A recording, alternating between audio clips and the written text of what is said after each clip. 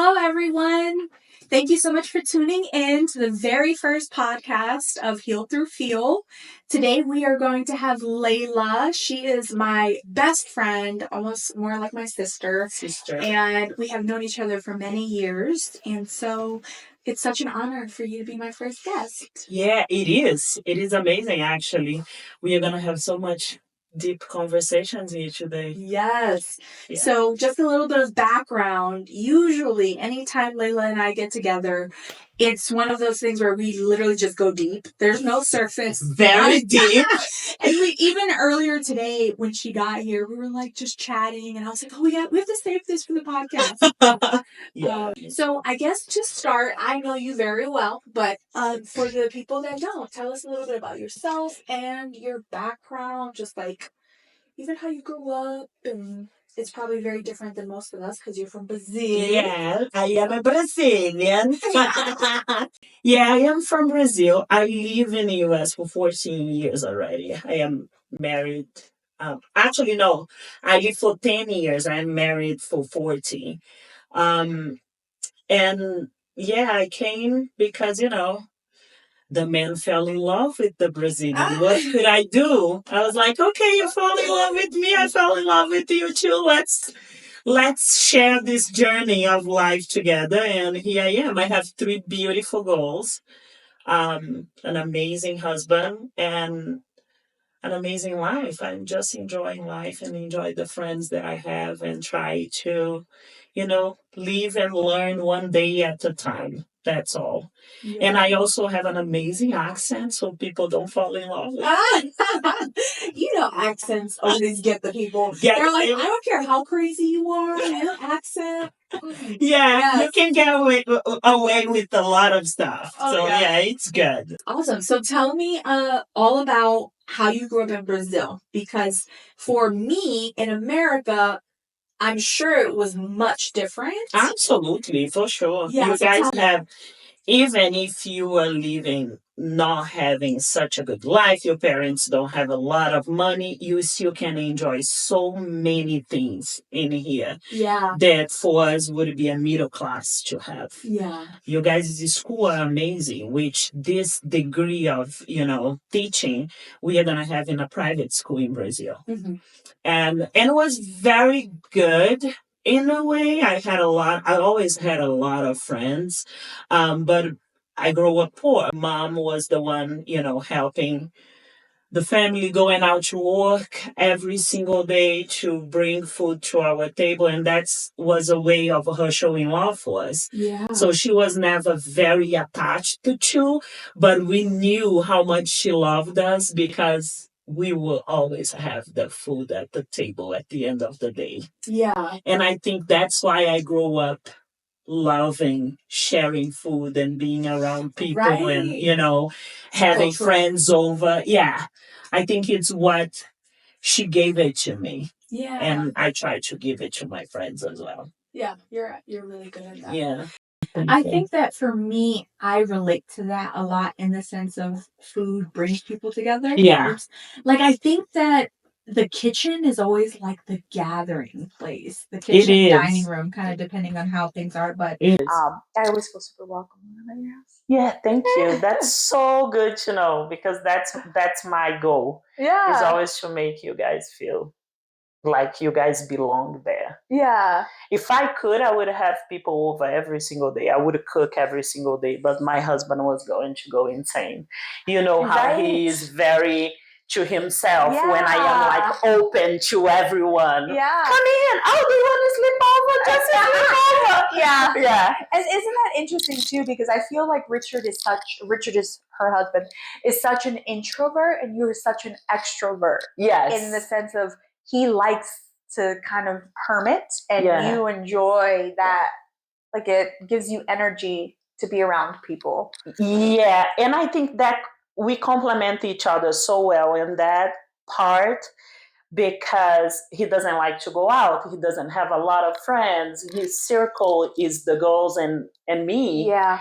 And he is like, he knows that I need my friends. He knows that I need that communication when I am super stressed out with day-to-day tasks and taking kids to school and bring them back and, doing all the activities we have to do. Sometimes it drives me crazy. Yeah. We cannot romanticize motherhood. You need a time to yourself. Yeah. And he knows that. And he's like, do you have dinner with your friends this week? What are you gonna do? Do you wanna go meet your friends? He is the one that is giving me that space because he knows I need that connection with others as well. Yeah. My family, it is my main priority. It is the most important thing and the thing that I am the most proud of. Yeah. But also the circle of friends that I created, I am very, very proud of. Absolutely. It's interesting to see someone else's life, like a previous person that I dated before. When we first met, I noticed that they surrounded themselves with people that were like very critical of them and just like making kind of slighted jokes. And it's interesting to see the type of people that a person surrounds themselves with. And that means so much. Like I always say, if you have one friend that you could be completely open and vulnerable with, you're rich. You're absolutely. Because life And is so hard. I think even those people that comes to your life and you consider them friends and they are very judgmental and they make jokes that they think is joke, but inside it is actually what they are trying to say to you, but they use joke as an excuse to express their real feelings. Yeah. Even those type of people, they bring something to the table. They teach you something. Oh, yeah. They teach you what you want to have in your life. Absolutely. And I feel like we've all had those friends. Absolutely. They make us grow. Yeah. It's they like literally an make evolution us grow. where you have those friends and then you realize you see other people with friends that are like way more open and you realize, oh man, I have some pretty shitty friends. And then you level up, you know? Yeah. Which is so important. And it's just part of the human experience. And you have to go through when you drift away from those people, that doesn't mean that you stop to like them or that you stop to have them as people that you would like to hang out at some point in your life.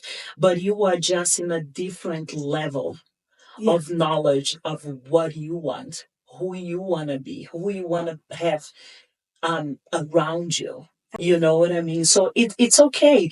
Sometimes letting go and following your own path, it doesn't mean that that person was or will be less important in your life. Yeah. They came in, they gave you the knowledge that you needed to have about to get to the next level. To get to the next level, exactly. Yeah. And that is so amazing, Jazz. Let's be honest. It's like the capability that you start to have, the realization that, hey, I realize that's what I don't want for my life. And you have the power to make the decision. Yeah. And you don't have to let that hurt you because it is to your self growth. I think that one of the hardest things with that, though, is usually when you have those moments, those epiphany moments of, oh, wow, like this person isn't adding value anymore. Yeah. It's usually at a time where you kind of, for me, I can only speak on my experience, I hit like this rock bottom where everything in my life shifts.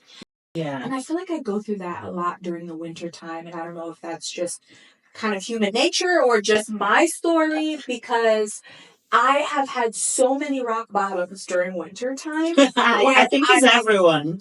I like go through breakups. I have like career shifts. Yeah. I lose friends. I have arguments with family, and everything feels so fucked up and so, yes, we curse on this podcast. Yes, we do. And so just like you just feel like you're in this hole that you cannot get out of. Yeah. And it all comes at once. But I think that rock bottoms are so underestimated because they're such a beautiful place to be able to level up. They are necessary. Yeah, what and happened you on completely LinkedIn? change because you've let go of stuff. Yeah. Now you can bring stuff in. Yeah. And it of the example that you gave on the fact that this happens to you on winter time. Yeah. what happened with the trees, what happened with the animals, what happened to winter to come. All the leaves start to fall off, the animals start to hibernate and start to hide, and then comes the spring. Yeah. And all those flowers start to come to life, and all those leaves start to grow again, and all the animals came out to play and to eat and to start a new beginning. Yeah. I think it is so nice the understand of the rock bottom being necessary. Yes. Because and not so scary. Because everybody wants to avoid. Where are you gonna go from rock bottom? You're gonna have to come back. Yeah. You're gonna have to go up. And that's when you need to give yourself grace and the space to hit hot rock bottom, to think about what I want, what leaves up I am gonna let it grow. Yeah. Right now. What flower am I gonna let it come? Yeah. Come out. And this is such a profound realization, because you can shift and you can decide what you want to be from there. Mm-hmm. Hey, I realized those um certain things in my life are not good for me. Certain people are not good for my evolution. It's not good to walk side by side with me in my new path, and that's completely fine. Mm-hmm. But I am growing. Right. I want to grow. I want to continue to know who I am and what I want for me. And, the analogy of wintertime being just the depressing moment that we need to go through for a new beginning, that's very nice. Yeah, I love the idea and the thought about the leaves and about like trees shedding their leaves. Yeah. Because I think about human nature, and I feel like as a human, we hold on so much. And if the tree was afraid to let go of the leaves that kept them, I don't know, what is it, keep them warm or keep them cold? Yeah. But, it's like, wow, we've been through an entire season together, and now I have to let you go. And if they were afraid of letting them go, they would never be able to get a new. Yeah. And I love that concept and that idea, because as humans, why is it so hard for us? We come from nature ourselves, but it is so difficult for us to let go. And I think that one of the biggest reasons is because it's scary. Like, you have no idea what's coming next. And it's so difficult to wrap your mind around the fact that something even better, even stronger, even more aligned can come into your life. Yeah. And I think that sometimes whenever I feel, because I'm going through all of this now, and whenever I feel afraid of new things not coming through or being stuck, I kind of just think about my previous times, right? Like when I'm going through a breakup, I'm like, okay, what was the last breakup I went through? Oh, that sucked. Like, that was so hard. But thank God it happened. Yes. Because the next relationship, in its own way, was better. And, it always gets better. And the proof of our life shows that. But we're still so afraid of what's coming next. Yes. And fear is necessary, but also it is a blockage. What fear comes from? The block, it blocks you because it's so easy for us to stay in our comfort zone. Yeah. And if we step a little bit out of it, it gets us afraid. Yeah. We don't know what is going to happen. We don't know what is going to be next. You know me, I hate changes, but they are necessary. Yeah. They are necessary for me.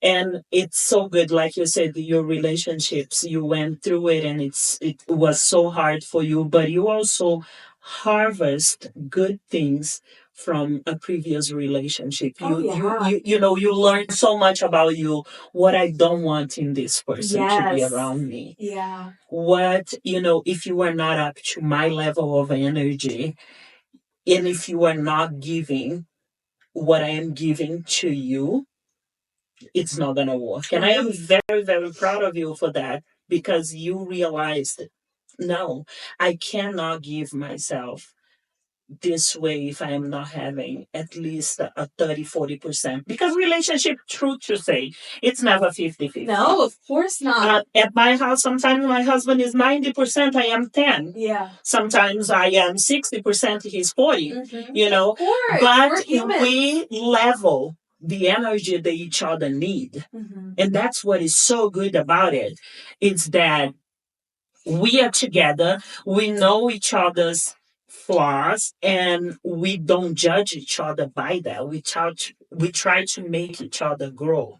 Absolutely. And help each other. And that's amazing. When I am in my fear zone, when I am scared of something or afraid that it's not going to work, he's there with me. Mm-hmm. And that it's so good to have this a type of relationship like that, where you know that if you fall backward, the person is going to be behind you to hold you. Yeah, Absolutely. It's just, it's everything. Yes, it is Yeah. everything. Especially with growing up with, I know your background, Mhm. growing up with maybe parents that didn't necessarily make you feel super, super supported and safe. Yeah, I didn't have that. Yeah. I didn't have that. It Were doesn't make me happy to say it, but my mother.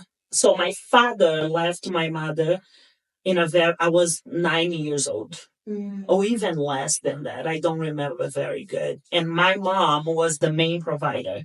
So my dad, once he came out of the picture, he showed up later on in life, but was like, "Hi, I missed you," or whatever. Yeah. And I didn't have this, oh, I got your back. Mm-hmm. Oh, I am here. I am your mom. I love you. That I love you, I heard from my mom once I was already big. Wow. I was an adult already. And you miss that. Mm-hmm. You miss that because you don't have. So you are literally having to learn how not to need another person to say I love you. Yeah. You have to learn how to tell yourself that you are loved. Mm-hmm. You need to love yourself. And that's so hard. Absolutely. Because now being an adult, 40 years of age, I am having three girls. Mm-hmm. That I don't want them to have the same experience that I had as a child of not having parents acknowledge how much they are important or how much they love them and things like that. And it is hard because I am having to help raise these little human beings when on the side I am also trying to heal my wounds. Yeah. So it's very deep for me to show up as a good mother and still heal myself. Right. In a way, too, I think that there's such an opportunity for you in that moment. Like, okay, number one, kudos to you for recognizing that, because in and of itself is breaking the generational trauma. Yes. Because your parents probably didn't have parents who said I love you, and now you're choosing very specifically, I want to do this differently. Absolutely. I want to raise my children differently. And number two, I think that it's such an opportunity for you, I think, to come to the table whenever you are parenting your kid and you want to have that maybe withdraw your love, or maybe have that tough love, just suck it up. Yeah. Maybe stop, pause, and think in this same situation, if I was a kid, and my mom was talking to me, what would I have wanted my mom to say to me? To say to me, yeah. To have that thought, which takes massive amounts of work, by the way. Able to think like that on a first, second, 10th take. 20th. 20th. Yeah, you are not. It just becomes muscle memory. Yes, but you are practice. You are aware. Yeah. Of it. You are aware of you need to do this. You need to do this. Fake until you make it, right? Right. A lot. And my oldest, we are very much alike. We are very alike. We are strong-headed. We have almost the same personality.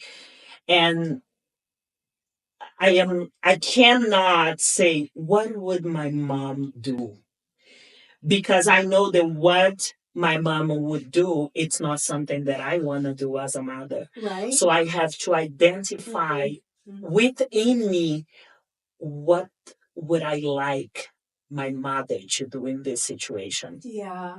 And it was not always like that. I never thought this way before. Right. It was up to 2, 3 years ago that I was like, I don't want to be my mom to my kids. And don't get me wrong, my mom is an amazing person, such a hard work woman. But some things that she raised me with the tools that were given to her from her parents. So for sure she was trying to make it right as well. And it was not the sometimes the best decisions that she could have made, but she made what she thought was right. And kudos for her. I love her for that. But being an adult and recognize the triggers and the things that did not make me feel good as a child makes me think twice about how I want my kids to feel about themselves. And that in and of itself, I think is huge. Yeah. I am on that journey. I don't have any kids, but I'm on that journey with myself and all the triggers. Since I started learning about Kabbalah, it's one of those things where I realize that I get triggered all day, every day. Literally, I'll be everything. And I'm like, oh my gosh, I have been living my life in this way. Yeah. And it's, for me, it just comes out like it's just autopilot. Like our subconscious programming is so strong that unless you are so conscious about every little thing, you can't make the change. And no wonder our parents didn't do this. Number one, I don't think that they had the resources that we have now with the internet. And number two, it was such a time of survival, I think, for our parents, where it was not as easy and as accessible to make money in the way that you want to make money. Whereas right now, you can make money however you want. Yeah. Whereas back then, you had to either work in a factory, work in a hospital. There was only limited, work on the farm, only limited ways that you can make money. Yeah. And so I definitely have compassion for that, survival aspect. Yeah. But it's in a way also because of that. I have this thing. I saw my mom always having a full-time job, going to work 7 a.m., coming back 6 p.m., taking a shower, put the kids to bed, and I have to buy food for this, I have to do that, I have to wash dishes, I have to buy a house, and I have to have a full-time job. That was what was put it in my head and in my brother's head. We have to have a full-time job and we have to buy a house. That's the perfect life, right? And I see myself today having the same mentality. I need to have a job and I need to pay off my house. Right. And I'm like, no, I don't. Right. I don't. Yay, they provide us with mortgage. You can pay monthly mortgage and be happy with it. And you can stay home, survive with what you have, and be there. Because sometimes we want so much, so much, so much. Oh, I need to be rich. I need to be on a good financial moment of my life. I need that. But do you really need though? Right, but I feel like nowadays it's really difficult for people even to make ends meet.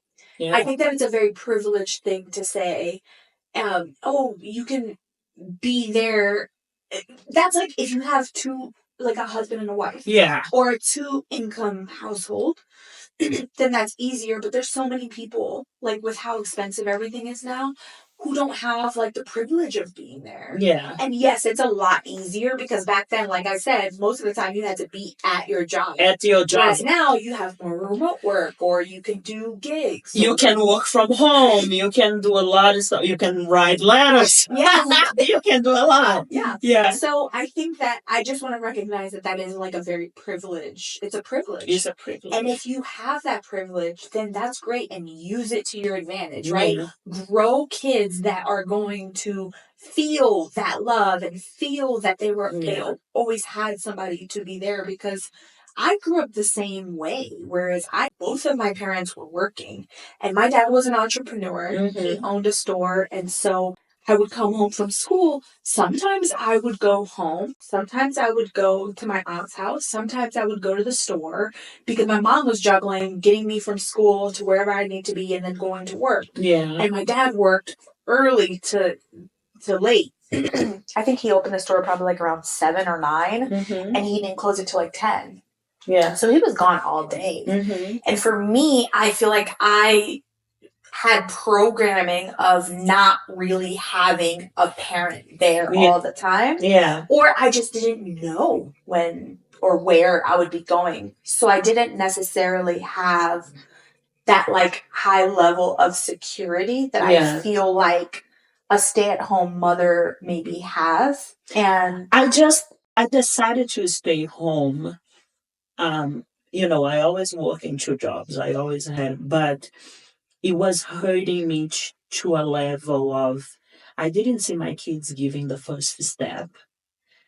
Richard always worked from home, so we didn't have to pay for babysitter or nothing like that. But he had those privileges of sending me videos. She gave her first step today. She did this today. So I was like, and that's what I'm trying to say. Yeah, I am very privileged to say I am home today. And that was a decision made by the both of us, mm-hmm. where we needed to cut pretty much half of our budget for me to be able to be home. Yeah. And we are living on a budget that works for us, provide us with enough, but not past that. Per se, which works for you. Yeah, which works for us. And it's probably going to be better for all parties involved. Yes, because I was missing my kids so much. I was feeling like, why do I feel like I am the man of the house? The one that gets out of the house. Right. The one that goes and do a 70-hour job. And was not the fact that my husband didn't have a job. Was the fact that he always worked from home. He was able to help me. Can you pick the kid from school at this moment? Or because I used to work 45 minutes away. Yeah. And he had the option of, I can help you, but I couldn't do it. I am the mother. So I felt like I left my feminine energy in certain level and I start to use my masculine energy. I'm like, but let me ask you, father. Let me ask you a question. Do you feel like you've ever really in your life been fully in your feminine? Or no. Do you feel like you have had to be in your masculine, meaning providing for yourself and looking out for yourself and making sure that you could take care of yourself? Absolutely. Or did you ever feel like you could just be like, I'm going to be taken care of? No. I think when I was single, when I was living in Brazil, because I always take care of myself. Yeah. I never thought, I'm going to find a rich husband and I am going to just enjoy life because I will be taken care of. That never passed in my head. I always thought I want to find a man who loves me for who I am.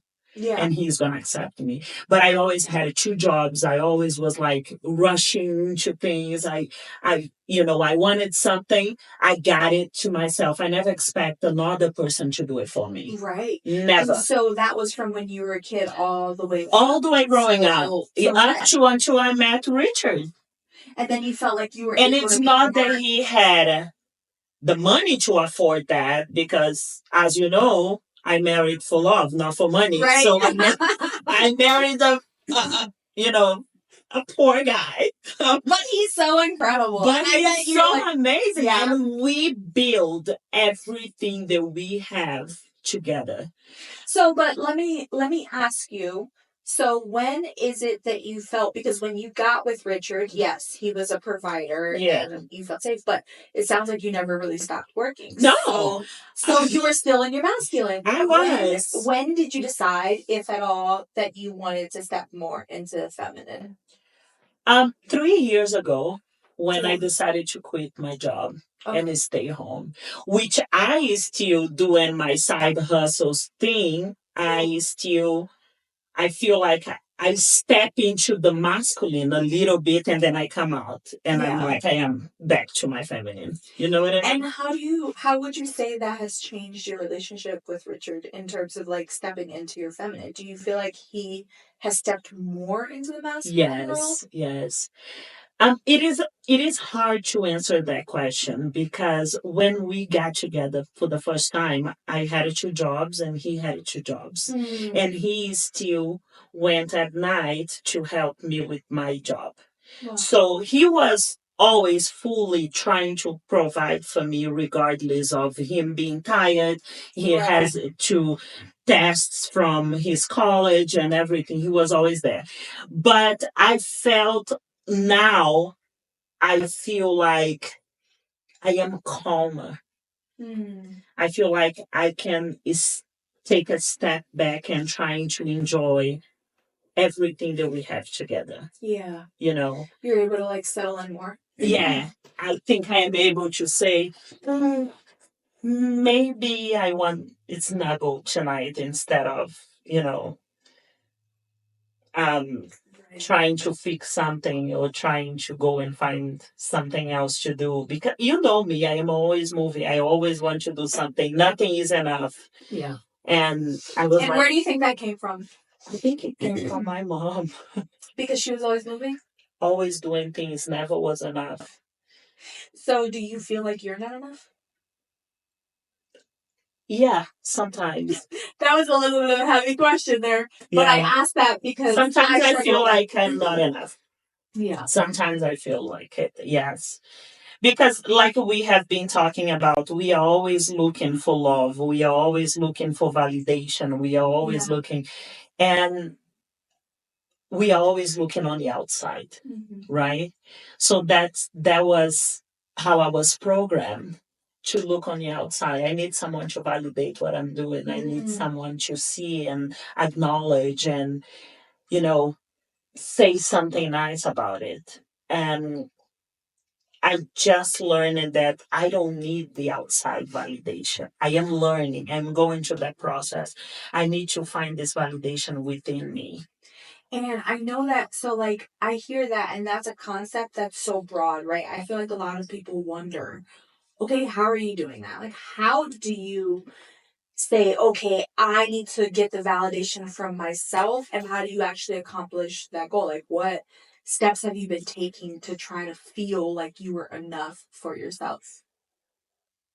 I am trying to do things that makes me feel good and don't caring about what the people is going to think.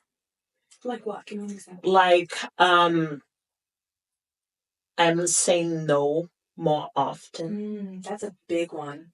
I am, you know me, like I am, if you say, I need you right now, I will say I will be there 30 minutes before you ask me to. I like that. Well, that is something I hear you say I like that, but I want to challenge that a little bit because I feel the same way and I am the same way. But I think that came for me came from the feeling of not being enough. And so it's like I want to ask you, do you feel like you like that, or do you feel like has become such a part of your identity from overexerting yourself for love? Yeah. Right? Like it's like, oh, if I do this, or if I do this person is gonna love me. Yeah. Right, like it might be as well. I do not take that option off the table. Yeah. But I feel like it's something that doesn't bother me as much if I am there for you. when it's on your like When because is it? now you have control of it and you're not just Yes. saying yes to everything. Before, I was saying yes to everything. I Right. was overextending myself. Yeah. You To a know, level of burnout. to a level of burnout. And now I understand that I can still be a good friend. I can still be there for you, but in my limits, within my Yes. limits, you know. Yeah. And one thing also, I was always expecting others to appreciate what I was doing. And I realized that I was not doing that for me. I was doing that for acknowledgement of others. Yeah. You know? Absolutely. So that was life changer. It's so much easy for me to say no now or to tell you I can do that for you, but I need you to let me know ahead of time. I need you to, because I won't be available for you in the moment that you feel like you need my help. Yeah, like you used to be. Yeah. I think that's really a nice compromise. Yeah. And I'm sure it's something that's like a learning process. Yeah, absolutely. Keep tweaking to, but you get scared. You get scared when when you stop saying yes more often and you start saying no. Yeah, it's so difficult. You get scared because people are like, they're shocked. They're like, what? Right. And they start treating you differently. Yeah. Some of them leave. And that's your fear. That's the fear. You are like, they're going to leave me. Yeah. They're going to leave me. I'm not going to say yes for them. And what is going to happen? Yeah. I am going to be alone. I'm going to be alone. I will feel abandoned. I cannot show myself to them. Yeah. Because they are not going to understand. And it's hard to other people to, it's hard for you to know that, no, you don't need other people's approval. Right. Who is going to stay in your life are those who really are meant to be and are meant to stay in your life. But that's like the scary part about up leveling. Yeah. Because I'm going through a complete life shift right now, which is why I decided to start this podcast, is because this is what I'm passionate about. I'm passionate about talking to people about the human experience and all that stuff. Whereas the way that my life was before, it didn't have the space. Yeah. I had to let go of certain ideas. And quite frankly, I had to let go of the fact that, how am I going to make money from this? So once I detached from the monetary aspect of what I'm doing, I was finally like allowed myself to do it. And I think and not be afraid of it. Absolutely. And it's a massive change. Absolutely. And it doesn't seem like the risk is worth the reward, but it is. And I know that for myself. So I think it's part of it. It's scary. You don't really know who's going to stay, who's going to leave when you start changing and growing. Yeah.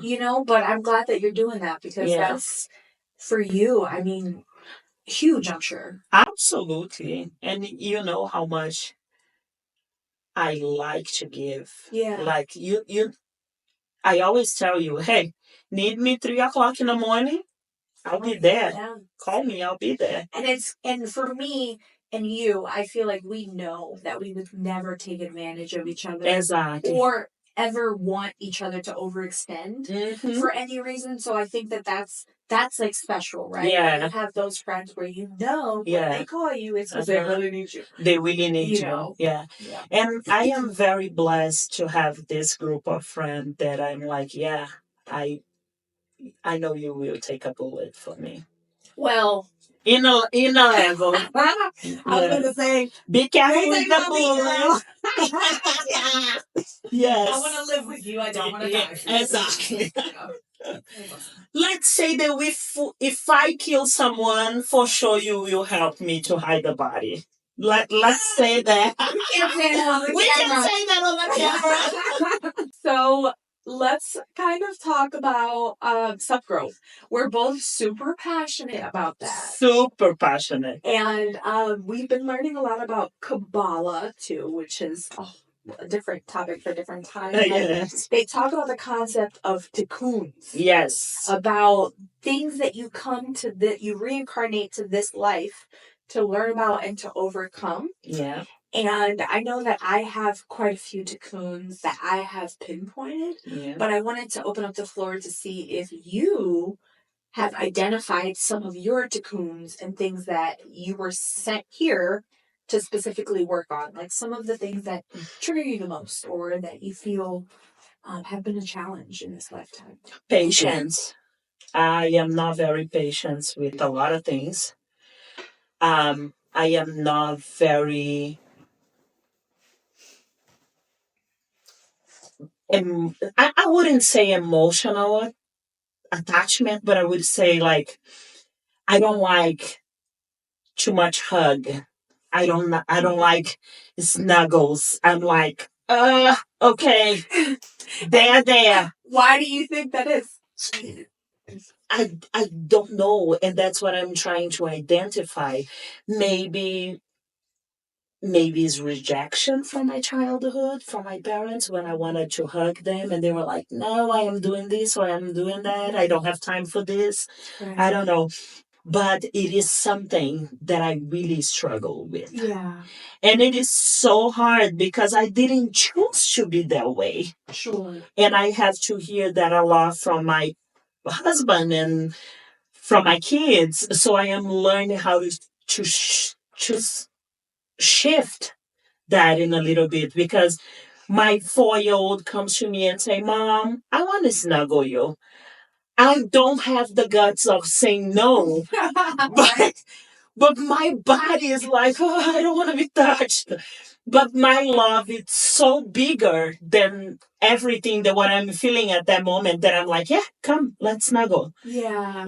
And my kids have this from their dad because their dad is like he want to be hugging, holding hands, kissing all the time. Right. And I love that. I just wish I could identify the moment that I created this wall in between myself, my body, and this attachment that they have to give it to me, this emotion that they want from me. Mm-hmm. So I am constantly reminded every single day. Mama doesn't like hugs. Layla, I was going to give you a hug, but I know you don't like it. So, it's so hard. It's painful to hear. And I am trying to identify within my cocoon why do I feel this way? Because I don't want to feel this way. Right. I really don't. It's not good for me. It's not good to hear from the people that I love. It's not. Yeah. Well, it sounds like you've identified the why because you just didn't have that growing up and you got used to it. Yeah. But But how do I fix it? Right. That's what I haven't identified yet. Yeah. How am I gonna fix this? It's so funny because my mom's the same way. Yeah. Yeah. She kind of gets like she gives the best hugs. My mom gives the best hugs. But she does. She hugged me. Yeah. She doesn't like to be touched when she's feeling down. She doesn't like to be comforted. Yes. My husband has one thing that I want to kill him every time he does that to me. If I am watching a movie and I start crying about something in the movie, he touches my hand. And I'm like, "Don't touch my hand." I think it's just awkward when people acknowledge that you're crying in movies just in general. Yeah. I'm like, don't do it. Just don't do it. Like we all know that I'm crying. Can you just pretend like you don't know that? You don't? Yes.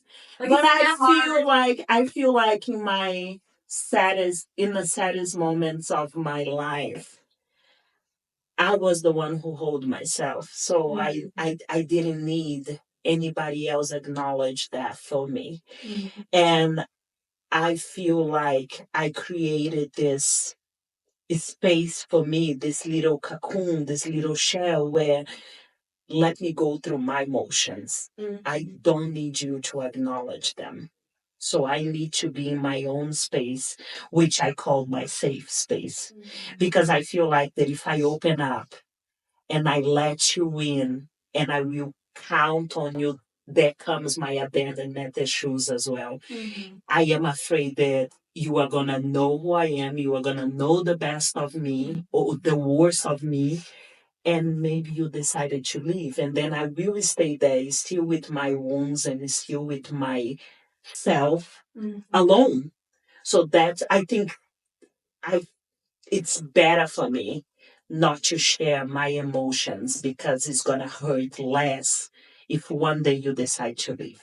Yeah. I think that's what it is. It's interesting too because I feel like as you were saying that a lot of men feel that way. Yeah. And that's like also such a masculine trait. Yeah. Of just not feeling safe to be vulnerable. Yes. Even with people that you know it's safe to be vulnerable with. Yeah. Right? Like it's, you know, that Richard's not going to hold it against you or Yes. not going to leave you, but you still feel uncomfortable with sharing. yeah. And it's, you know, I feel like stepping into the feminine, there's so much letting go that has to be done and just like trusting and letting yourself be vulnerable. Yeah. You know? I trust in my husband that he's going to get my back and he's going to be by my side 100%. Yeah.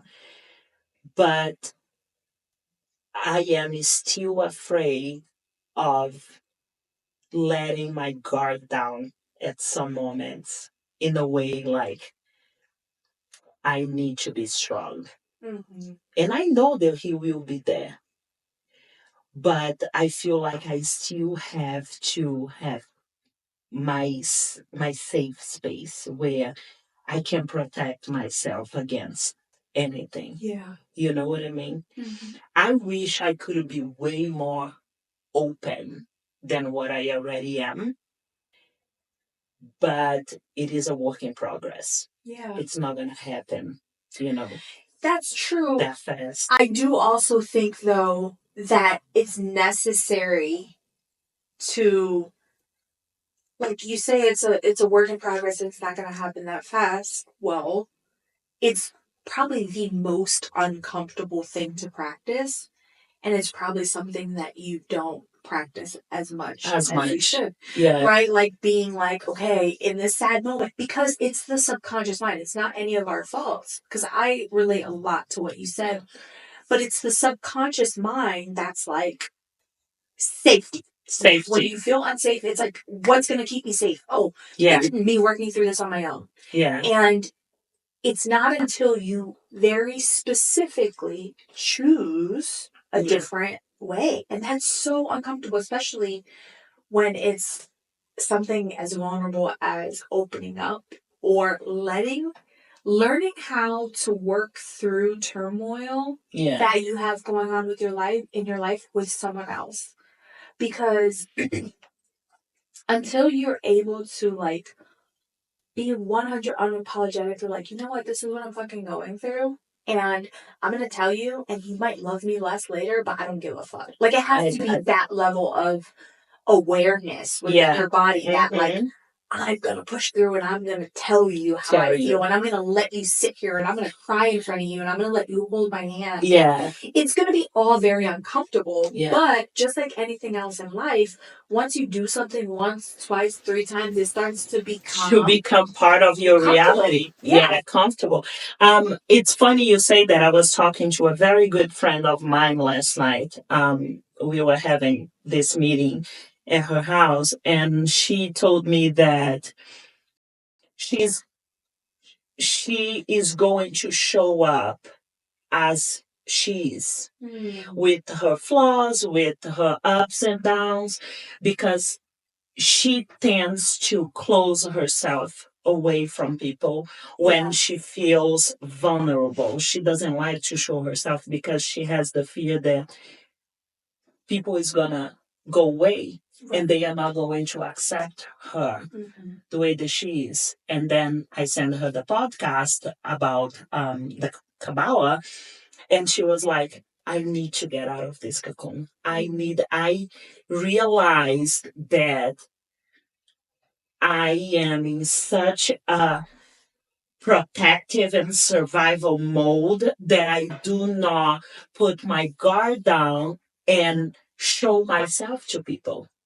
Because people see completely different. You are being friends and you are, going through happy moments and stay with them, going out for dinner and blah, blah, blah. And then you go through a hard time. Instead of you sharing with your true friends, you just close yourself. And that's what she does. She's like, no, I don't need this. I need to be in my house. I need to be with me. I need to go through this by itself. So people are like, what the fuck? What is happening right now? Where is she? Why is she shut me up? Right. What is happening? And she said that she got into the realization that she needs to show up as she is. And whoever stays are the ones that needs to be with her. Look, that is so. I thought that was amazing. And I was like, I feel so proud of her for that. Because it's so hard for you to realize that. Mm-hmm. And it's not that she's going to be able to do that from a moment to another. But like we said, fake it. Put that inside of your head. Use one teaching at a time, day by day, because when you create something that becomes part of your life, a daily task in your life, that thing is gonna be easy and it's gonna turn out robotic. Yes, just like the traumas, right? Just like how we programmed ourselves as a kid to be safe, to not talk to mom when she's in a bad mood, walk away. Yeah, those things we did over and over and over again became a program. So we can, thankfully, the brain is able to be reprogrammed and rewired. And so that's really cool that she's doing that. It reminds me of a time, it was probably 6 or 7 years ago, and I made a very conscious decision to try to let go of attachment. And that was such a complex and big decision that I made because I said, I don't want to be anyone but myself. And the only way that I was able to do that, because you know me now, I am authentically myself. Yeah. And I have trouble speaking my mind sometimes, even though a lot of people say that that's hard to believe. I do struggle with that, but I will show up as my authentic self. I don't care if you don't like me. I don't care if I'm never rude. I'm always coming from a place of love. But it would not have been possible unless I let go of attachment. Yeah. And letting go of attachment, they say that attachment is the root of all suffering. And it's so true. Like when you feel like you're attached to someone, then they have you by the balls.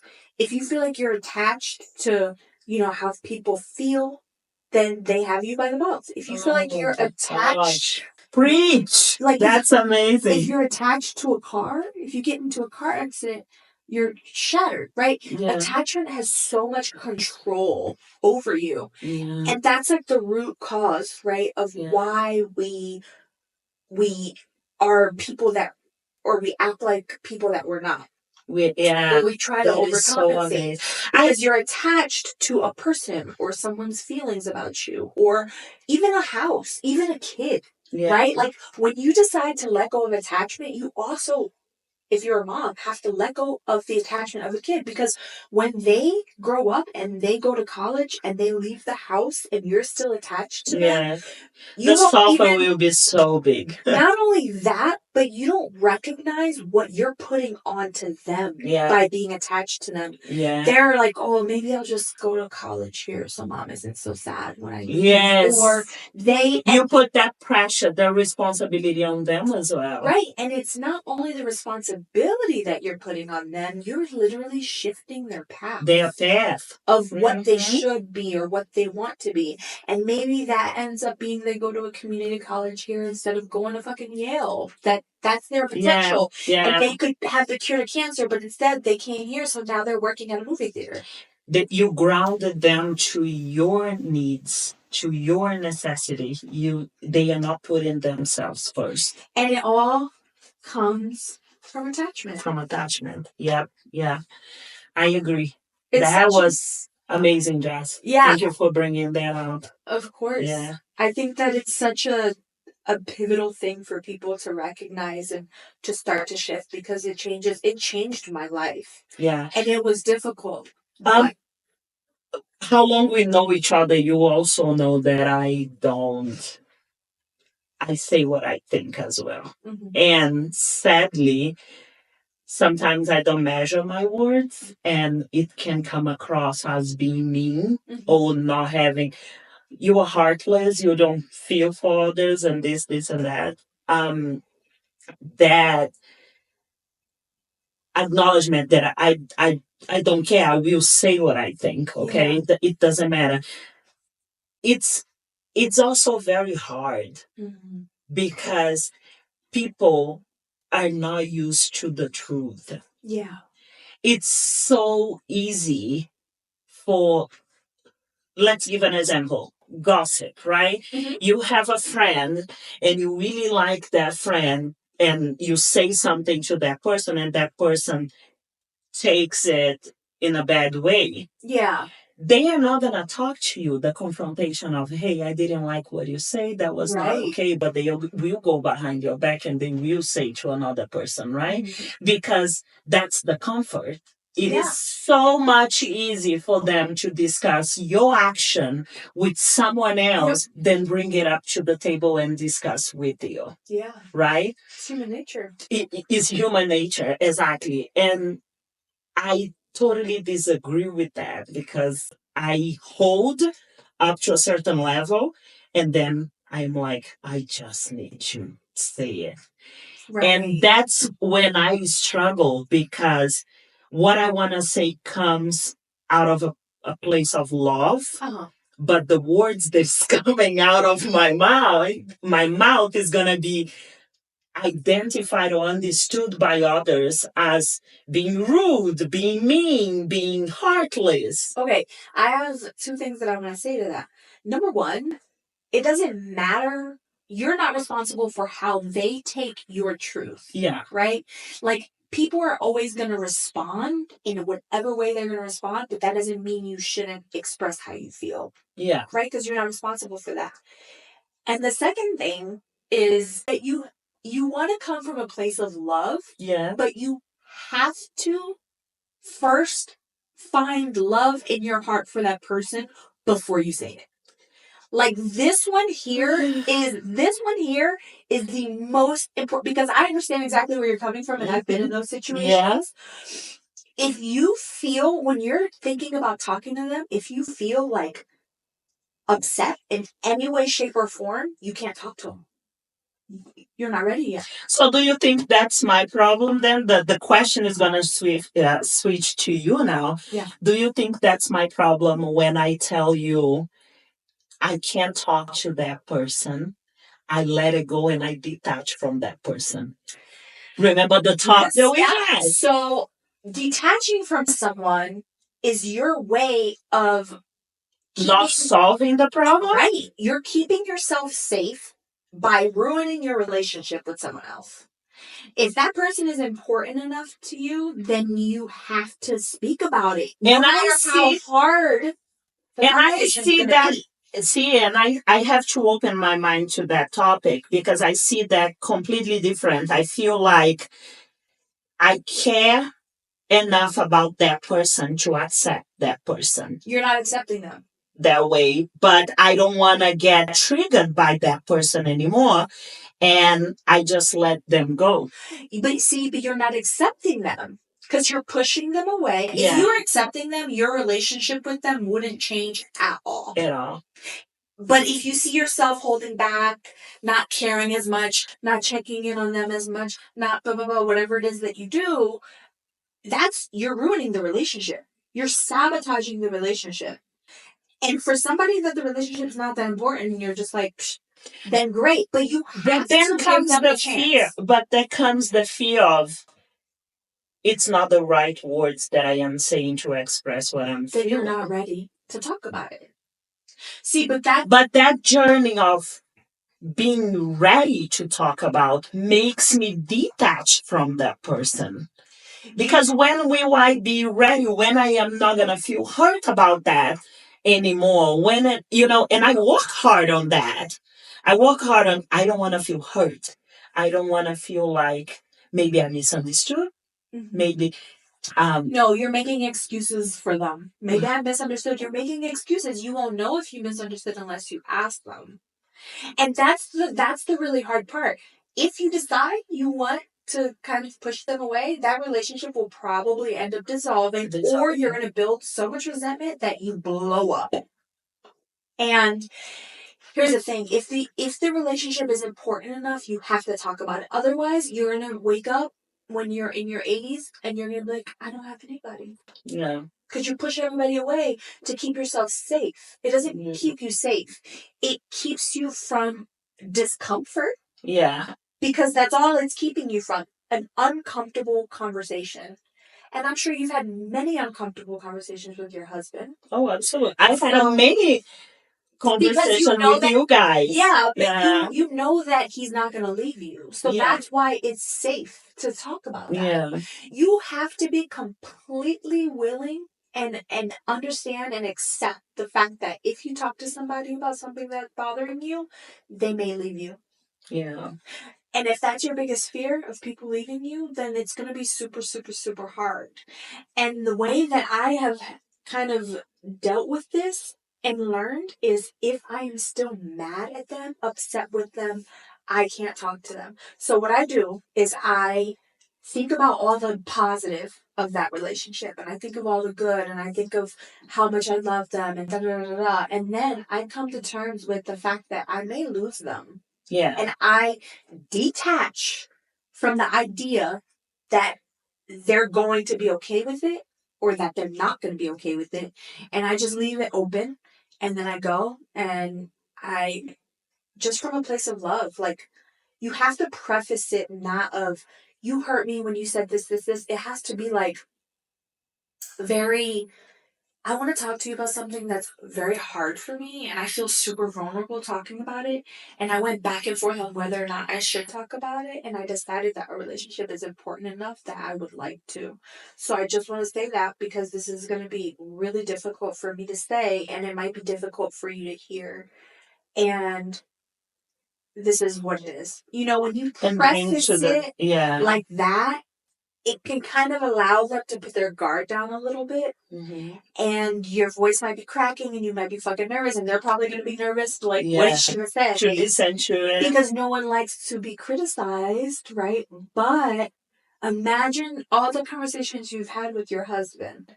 Imagine how much better your relationship has become. Yeah. And that's the same thing with friends. Or family or whoever it is you want to have that difficult conversation with.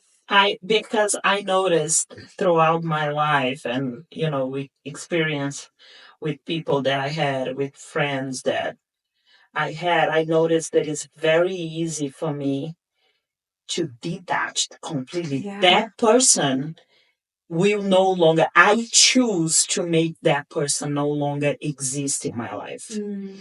But has a trigger, a moment in time that a pain comes to the surface, and that memory of that person comes to me, and I'm like, oh yeah, that happened.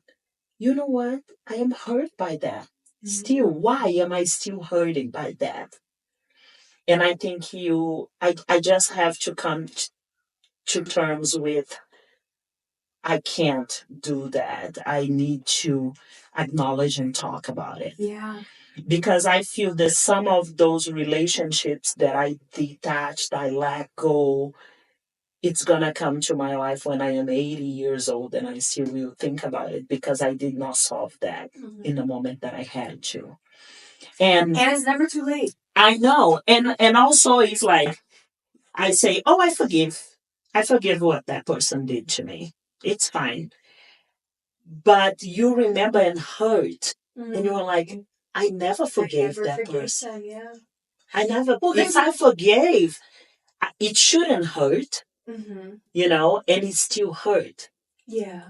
Which is like, I'm like, okay, it hurt for a little. I give myself the time to feel the pain, and I move on. Yeah. And then that person will not come in my mind for another 5 years or whatever. Yeah. I think that's something that I really need to work on. Absolutely. Because you don't want to feel that. I think it even holds you back on your growth journey. Yeah, because no matter what, even if you think that you forgave them, or even if you think that you're over them, or even if you think that it's better that they're out of your life, right? Like, let them decide how they want to approach that situation. Yeah. Right? Like, human beings are not disposable. And if you've had a relationship with them, there's a reason. Yeah. And if you want to continue having a relationship with them, then you should at least give them the opportunity. Like, my most recent breakup, it kind of blindsided me because he never talked about all the things that he didn't like. It was just like at the end of the relationship, it was like, oh, and this and this and this and this and this and this. Everything and I'm came like, to the oh surface my at God. once. Yeah. So I felt like he never gave our relationship like a real chance because he was afraid to open up and bring things up. And when you get to that place where you let things compile, at the end, it doesn't feel worth it anymore. Yeah. Yeah. But if you don't let it compile, your friendship, relationship, whatever, has a fighting chance. Yeah. Right? And we don't realize that because we think that not saying anything is going to make the situation more comfortable and it's going to make it to where, it's so much less awkward and stuff. Yeah. But what it's really doing is it's ruining it. It's ruining. Yeah. Okay, Jazz, I might think about that. Yeah. I might think about it. Good. Well, I think we're out of time. It has been so awesome. Already? Yeah. Oh my gosh, that was so good. I know. We could talk all day. Let's keep talking all day about it. Yeah. But thank you so much for being on and being vulnerable. Thank you for inviting me. I think we always have this vulnerable thing when we get together. Oh, yeah. Because, we are there. Yeah. We are each other's therapists. And everything that we can be for each other, we are. Oh, yeah. Yeah. Awesome. Awesome. But I just figured it out today that you cannot hide a body from me. So apparently that has limits. We'll talk off camera. Yeah. Anyway, thank you guys so much for tuning in to the very first podcast of Heal Through Feel. Please feel free to like and subscribe if you want to hear more content. It definitely helps other people be able to find me and kind of learn from what we have to talk about. But until next time, have a good one. Love ya.